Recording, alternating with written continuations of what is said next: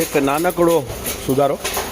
આ છે ને ઉદ છે, ઉદ અતિ મોંઘું અને અત્યારે સ્વર્ગસ્થ અને વડીલ કહી શકાય મનસુખભાઈ વલ્લભજી માંડલિયા રાજકોટ અને મૂળ દુબઈ, પણ માંડલિયા પરિવાર અને આપણા ખંભલાઈમાં કુળદેવી અને નીતિશભાઈ તરફથી મને ઘણું બધું લાકડું આપી ગયા હતા કે મુકેશભાઈ યજ્ઞમાં વાપરજો, અને ઉદ એટલે ઘણું બધું આપી ગયા છે. એ બધું જો અત્યારે હું નજર સામે, અને યાદ કરીએ આપણે નીતિશભાઈને પણ અને મનસુખભાઈ વલ્લભજી માંડલિયા. ગયા વખતે યજ્ઞમાં સુવર્ણ કળશ વખતે આપણી હારે હતા, અત્યારે નથી. માં એના આત્માને સંપૂર્ણ શાંતિ આપે.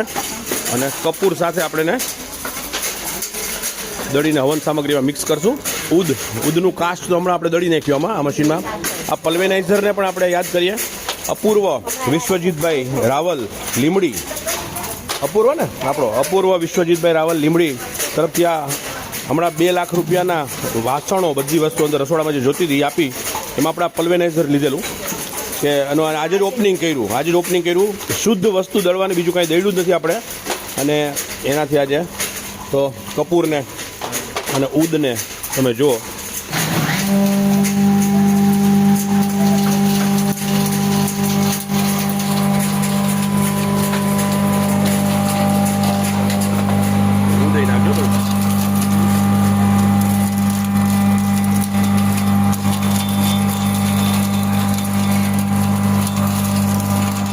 એકવાર હાથ અડાડો તો સુગંધ જાય જ નહીં આખો દિવસ. ઉદ સૌથી કિંમતી વસ્તુ છે યજ્ઞ માટે, અને દુબઈથી એમણે સ્પેશિયલ આપણે મોકલાવેલું.